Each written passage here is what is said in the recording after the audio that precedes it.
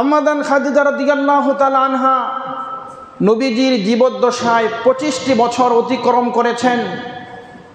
2টি যুগ অতিবাহিত হয়েছে। বলে এই 2 যুগ তথা 25 বছরে নবীজি দ্বিতীয় বিবাহ করেছেন কিনা।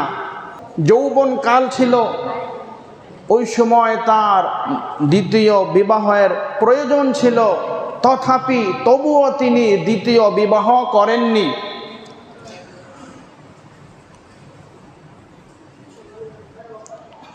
দুনিয়ার যে সকল যুবক রয়েছে, বলে দুনিয়ার 100 জন যুবককে আল্লাহ তাআলা যেই যৌবিক চাহিদা দিয়েছেন, যেই শাহওয়াত তাদেরকে দিয়েছেন,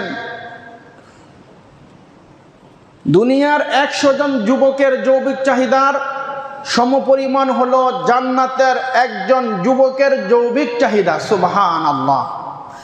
আর এমন জান্নাতি 100 জন পুরুষের যৌবিক চাহিদা, 100 জান্নাতের যুবকের শাহওয়াত যেই পরিমাণ, বলে ওই পরিমাণ যৌবিক চাহিদা, ওই পরিমাণ শাহওয়াত আমার নবী পিয়ারা হাবিব মুহাম্মদুর রাসূলুল্লাহকে আল্লাহ তাআলা প্রদান করেছিলেন। সুবহানাল্লাহ।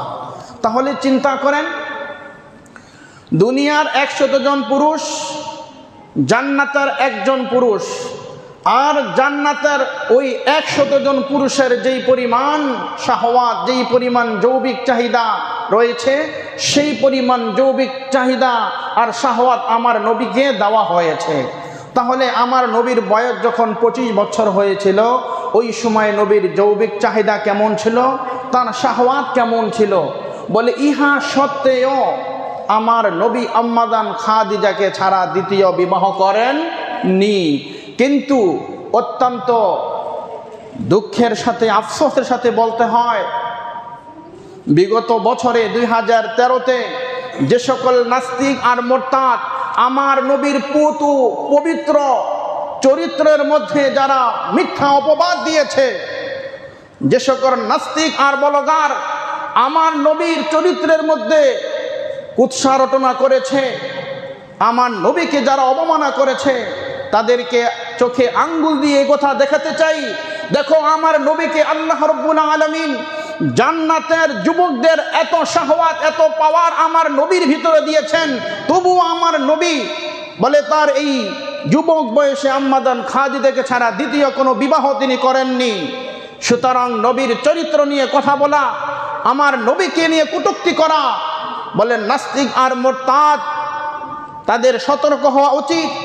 সুতরাং এখন আমরা দীপ্ত কণ্ঠে কথা বলতে বাধ্য।